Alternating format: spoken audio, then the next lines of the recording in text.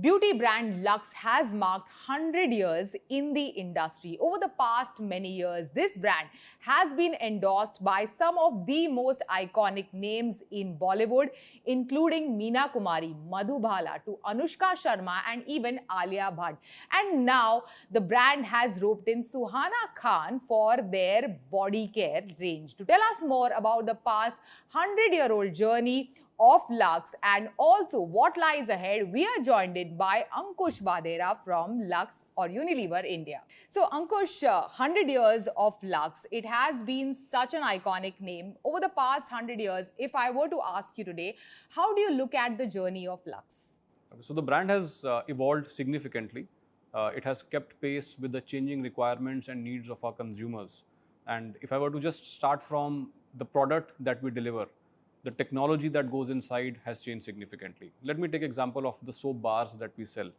Today, the technology that we have in our soap bars is proven to clinically deliver skincare benefits in a wash-off product. This is something that's unheard of, and consumers would earlier only believe skincare products to deliver skincare. But now even cleansing products, which are wash-off formats, are delivering skincare and transformative experiences which are clinically proven. Similarly, if I were to talk about our fragrances, we now have patented technologies which not just give you an in-shower bloom, which is usually associated with washing products, but they also last on your skin so that you have a long-lasting, all-day-long fragrance experience that you can carry along with yourself. While that's on our products, even our consumers have evolved. Long back, it used to be associated that the Indian woman, when she indulges in a beauty ritual or in a beauty regime, it's to impress the opposite sex. But that has also changed dramatically. Today, this is an act of self-love. She does it for herself. She feeds on to this beauty ritual, to this regime, and it actually builds her confidence, prepares her, makes her ready to step out in the world and achieve her dreams. So our products have evolved, our consumers have evolved, and we do believe it will continue to evolve in the next 100 years as well. So the brand, of course, the way in which you communicate with the consumers should also evolve with that. So how do you think it has changed over the past many years? How do you speak to her today? Lux is a brand which is penetrated across demographics of the society, whether you go to the urban markets, to the rural markets, to rich consumers, to slightly middle-class consumers. Lux is everywhere, and that means that our marketing models, our advertising models also need to keep a pace with that. So not just has our kind of advertising evolved with the kind of products and needs that we have for our consumers, even the deployment choices. Sure. So let me give an example of rural. So if I go into rural, you will see something like a wall painting that we deploy, because there are still parts of countries wherein there is no media reach. Oh, wow. There is no electricity still in a few villages. So you will see digital wall paintings which will bring alive the brand proposition in a rural village. Similarly, when we talk about our body washes, which we sell far more for younger Gen Z kind of audiences, a lot of our deployment is only on digital. We run lots of advertising there. We partner with influencers. There is lots of on-platform marketing that happens on e-com platforms. So on one side, you have a 100% digital model operating out of digital. And on the other side, you have a rural model wherein you are still doing things like rural wall paintings. So it's a mix of both, but our media models keep evolving depending upon where our consumers are. Sure, sure. And as I mentioned, over the past, many years, we have seen some of the most iconic names endorse Lux as a product. Like almost all actresses, I've seen them from Leena Chitnis to Madhubala to Madhuri Dixit to even Shah Rukh Khan. And now you have Suhana Khan. So tell us which one has been your favorite, Ankush? Okay, so my favorite, if I were to look at, I think would be Kareena Kapoor. Purely for the kind of diva that she has been. She has been a true superstar, and the kind of appeal she has had with the audiences. And again, she cuts through across. Lux, as I mentioned, is a brand which is penetrated everywhere. Similar is the stardom and appeal of Kareena. So she has been a very, very visible face and very recognizable face. And that's also your favorite Lux ad or something else? My favorite has been Shah Rukh Khan ad because I'm a big Shah Rukh fan. Apart from that, I think it really, was different as compared to all the other actresses that were featured in the ad. I think it's a tough one because there are quite a few of my personal favorite ads on Lux, and yes, indeed, the Shah Rukh one is truly iconic. A few of the campaigns that we did with Kareena over the past few years are also up there in my pecking order. But the one real favorite of mine is the campaign we did with Anushka and Virat. I think the Virushka campaign, Chand Sa Roshan Chehra. the entire series around Chand Sa Roshan, and it's not just a one-off campaign. We actually arrived on a great campaign idea with Chand Sa Roshan Chehra. Such a thing rooted in the pop culture of this country. That song across generations has been a timeless classic. And when we say Chand Sa Roshan Chehra, it's actually talking about a benefit on your face. That when you use a bar of soap, it gives you Chand Sa Roshan Chehra. And I think what this campaign does beautifully is brings three passions of India together. Bollywood, cricket, music. And when you cast a real life couple with these three passion points together, the chemistry is amazing. And the kind of consumer love that we have seen on that campaign, the engagement and the enjoyment, and that's what great advertising is all about. So that really is my personal favorite. Another reason also that's a personal favorite, I got to work on that campaign, so I created that. So that's also a special reason why it's also a favorite of mine. Of course, your favorite child then, of course. Yep. And then 100 years of Lux. Ankush, what are the insights for Lux today? So let me give you a couple of ones, and let me start from maybe the functional one and then moving to the emotional one as well. See, even today, if I were to talk about small town and rural India, which is still where a lot of India resides, a bar of soap is still the only daily use skincare product consumers afford and consumers use. And hence, when this is the only product of skincare regime that they are using, they expect this product to deliver much more than just the basic cleansing. Yeah. And hence, they are expecting the skincare benefits, whether it's a glow or it's a soft skin or it's something like that. They really want this 10 rupees soap bar to deliver. And that's why our products pack a lot of technology and goodies to deliver these experiences and these benefits in the shower. So that's around on products. So even though we think India is developing, there is still a large part of India which is using a beauty soap bar as the only thing as part of their beauty regime. So we have to deliver and cater to those audiences. But on the other side, there is also an India which is evolving, and hence we have another set of products, body washes, scrubs, and so on for those consumers. If I were to talk about from an emotional appeal, our consumers have evolved, and I was talking about it earlier.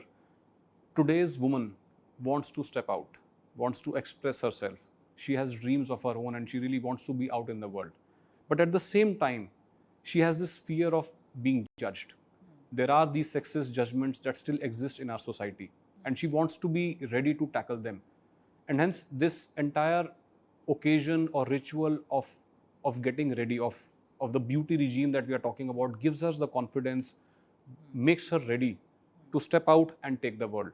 So I think there is a lot of merit in looking at beauty rituals as helping women get ready to face sexist judgments that are there in the society and be unapologetic in expressing who they want to be. And how does the brand cope with, this competition from all of these homegrown D2C players? I think it's all sorts of competition is good competition, and we are staying true to the needs of our consumers. And when we see that today's consumers, let's say in the urban audiences or people who are more digitally savvy, are experimenting with newer formats, we also keep innovating. And over the last few years, we have established a big range of products around body washes, which are doing very well. We are seeing consumers experiment with scrubs, bathing salts, bath bombs, and many other products as well.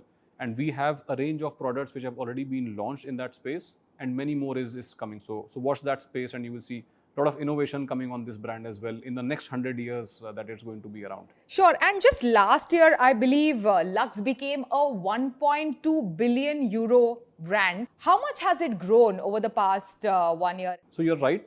It's indeed a big brand.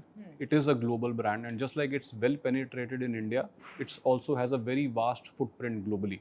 And India is certainly the biggest market, but along with India, there are markets like China, Pakistan, Bangladesh, Middle East, Africa also, which are other big markets where the brand is present. If I were to talk about the last few years, the brand has consistently been growing in double digits. I can't reveal any more specifics than that, but a good, strong double-digit growth is what this brand has been on a trajectory. And it is on momentum.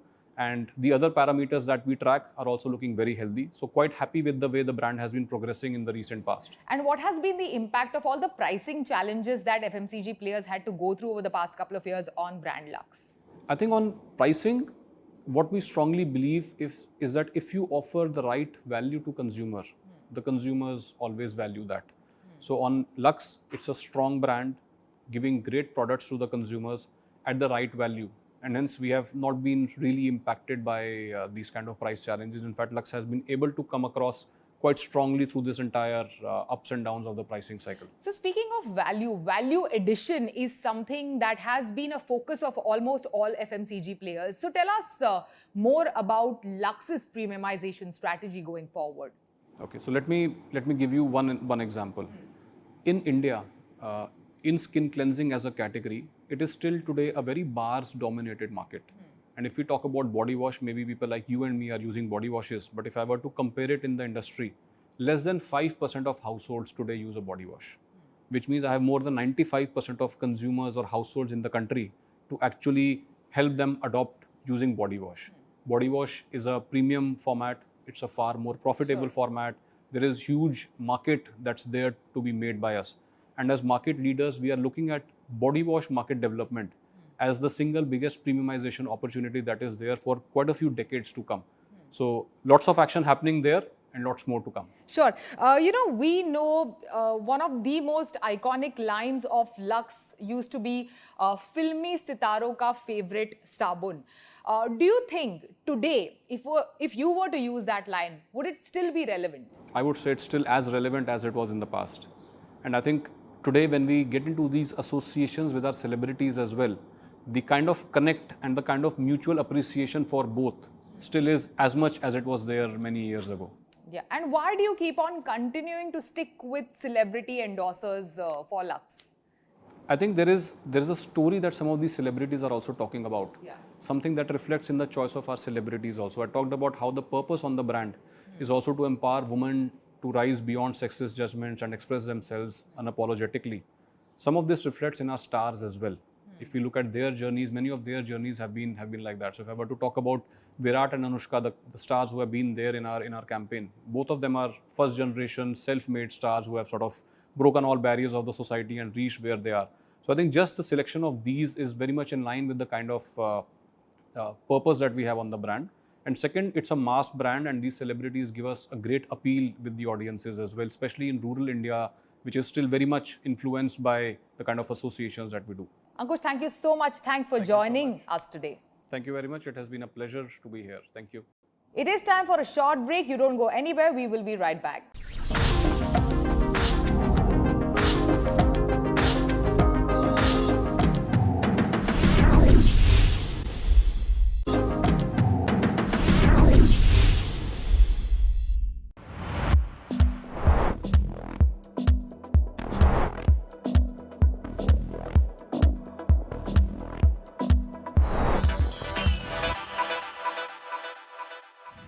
With IPL going on in full swing, T20 World Cup just a few weeks ahead, and a series of test matches with Australia ahead in the next few months, there is no better time than now to speak to our special guest who's sitting right across from me, Australian captain Cool, a man who broke 1 billion hearts just a few months ago by lifting the ODI World Cup against India.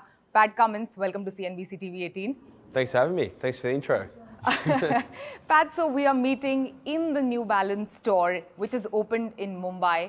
You have been a New Balance ambassador since 2011, I believe, since your first test match. Quite a long association. Tell us about being New Balance's brand ambassador over the past many years.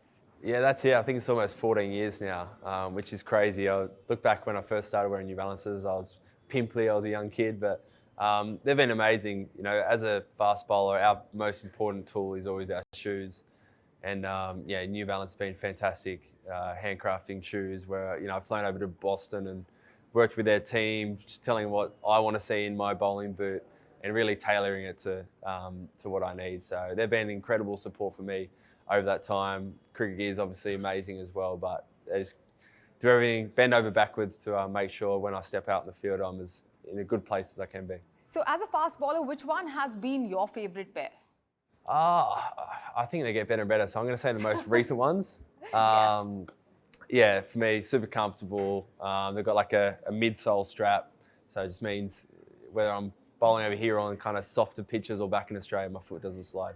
Okay. So, I was reading up one of your interviews in which you said that back then when you associated with New Balance and how it has stuck with you through your, through the years, over the past many years, through your injuries as well. And back then when you associated, it was kind of a dad brand in Australia to becoming this really cool brand in the country. And one of the reasons why, of course, is, the fact that to rope in, amazing cricketers, amazing sportsmen in a sporting nation like Australia. Now, with their plans getting aggressive in the country, which cricketer would you recommend the shoe to? Which cricketer would I recommend? Which Indian cricketer? Which Indian cricketer? Well, I'm going to say on the Hyderabad theme, I'm going to say Abhishek Sharma because he's young but he's cool. He's got a bit of quiet confidence about him. So I'm going to say Abhi. Great. And as I mentioned right in the beginning, you're here for the IPL tournament, which is going on in full swing. This is your first time leading a T20 side. You have led, of course, Australia in ODI and Test. What has been your experience leading, the Orange Army over the past few weeks? Yeah, it's been fun. I think, first of all, T20 cricket, it happens so fast. You've got to make decisions quickly. Sometimes you finish your over and you remember you haven't chosen who's going to bowl next over. You've got to quickly think about it. So that's been one aspect. I think working with a lot of the Indian players I didn't really know super well before coming over has been great as well. Learning about what motivates them, what makes them tick, and just seeing the kind of raw talent of a lot of these guys has been awesome. So a little bit of a different experience, but most of it's the same. It's been a lot of fun. Yeah, and nature of IPL is such that you get to, play with and work with people from different countries, cricketers from different countries, from different cultures. What is that like, and what is the learning from that experience, Pat? Oh, it's great. In our team, we've got a couple of South Africans. We've got Glenn Phillips from New Zealand. Even a couple of the coaches have played all around the world. So it's good. I think you realise that people from different cultures might even speak different languages, but kind of when it comes to cricket, everyone's pretty similar. Yeah. And it's kind of the one thing everyone bonds over. But even some of the overseas players who we've played, for Australia against, sharing some of the stories of the great matches we've played over the years is always a bit of fun as well. So do you foresee SRH going ahead and winning the IPL this time round? Of course, that's why we're here. Absolutely. Is it a gift to self in the birthday month, which is May? Yeah, I mean, that would be great. We've obviously, SRH have won it once before. So first goal is get to the top four, and then anything can happen in the finals. So, you have been such an amazing captain. Tell me something. How do you go about choosing your team? Is it the current performance? Is it experience? How do you go about it? I think it's a mix of both. Of course, we've always got selectors and coaches who have as much, if not more say than I do as captain. But I think you always just want a mix of everything. Experienced guys who have done it for a long time. That's obviously hugely valuable, but so is a young guy who's got no fear and who's even a little bit naive and just takes the game on. I think that's always refreshing to see as well. So you kind of map out how you want the style that you want the team to play, and then you pick the 11 guys who's best suited. Okay, so moving ahead and speaking about the T20 World Cup, which is we are just a few weeks shy of the T20 World Cup. Which teams, according to you, will be the top 4 teams in the T20 World Cup? Well, definitely Australia, and then you can choose whichever 3 you want. Which are the other 3? Don't care. You can pick any of them. Don't care. Okay. Since you are in the country, I have a couple of questions to ask you about India, some lighter ones about India. Favorite stadium in India, which is your favorite stadium in the country, according? Favorite stadium? I'm going to say Lucknow. Yeah, Lucknow. Lucknow? Yeah. Lucknow, why is that? Don't know, it's a bit bigger than a lot of the other stadiums. Like Bangalore and some of the stadiums are fun, but they're too small. So I'll say Lucknow. Or home, Orange Army in Hyderabad's amazing. Okay, Orange Army since home stadium in Hyderabad. Which cricketer has been the most toughest to crack during this IPL tournament, for which you had to create the maximum amount of strategy as a team? I'm trying to think. I mean, the Bangalore game was amazing. Dinesh Karthik, he was hard to bowl to at the end there at Bangalore. So he played a blinder, so I'll say DK. Apart from that, which Indian player did you grow up watching that you admire the most as an icon? I mean, Sachin Tendulkar was always a superstar. Yeah, growing up. I think another one was, Anil Kumble as well. Seeing a tall leg spinner was a bit different. Bit different to what we saw in Australia. Which Indian batter has given you the nightmares, has troubled you the most? Trouble the most. I don't know. It feels like almost every batter on their day has. There's, some of the main guys. They have good days where you don't have answers, but then I've also got them out a few times. So. Okay. Which Indian cuisine that you have liked? Because you visited the country quite a few times in the last couple of months. So, which Indian food, cuisine, meal, dish that you loved the most? Love the most. Is it Hyderabadi biryani? I do love Hyderabadi biryani. I mean, today we're in Mumbai, so I'm going to say pav bhaji. Pav bhaji. Yeah. Pat Cummins loves So pav bhaji. Yeah. Which Indian phrase have you picked up? Which Hindi phrase have you picked up over the last couple of weeks here? Last couple of weeks. It's probably not a good one, but cello. That's the word I hear a lot. Chalo. Yeah. Chalo. Like, let's go, Chalo. let's go, Aage yeah. chalo. Yeah. Okay. I have seen, how you play, and your performance over the past couple of years has only improved. What do you tell yourself before like a tough match or a game, Pat? How do you motivate yourself? I think through experience and playing, you know that you've done it before in the past. So kind of try and look back at the good performances and just know that you've got it in you. So even if you're having a bad trot or it hasn't gone well for you the last few games, there's still a lot of games you can kind of draw on, and that motivates me. How do you keep your nerves? Is it a strategy? Is it some music, some distraction that you have? Well, yeah, I've got a 2-year-old, so that normally keeps me pretty busy. Yeah, I don't know. There's always stuff going on outside of cricket. Obviously, even great mates within the team. So it's always pretty lighthearted, never gets too serious. Then once you step on the field, we've played 1,000 games before, so it all feels pretty normal. So you are such an inspiration, Pat, and India is a country where cricket is a religion. I believe every nook and corner, even the place that we are sitting in right now, every nook and corner will have an aspiring cricketer to make it to the top 11 in the country. What is your tip to them? What is your formula? What is the Pat Cummins formula to make it to the team? Well, I think, what I always say is this: we all started playing cricket because we love it. And, if you love it, you end up training more, you end up playing better, you play with more freedom, you're not uptight. So I always just say, whatever keeps you loving the game of cricket and keeps you playing for those right reasons, I think it's going to give you the best chance as well.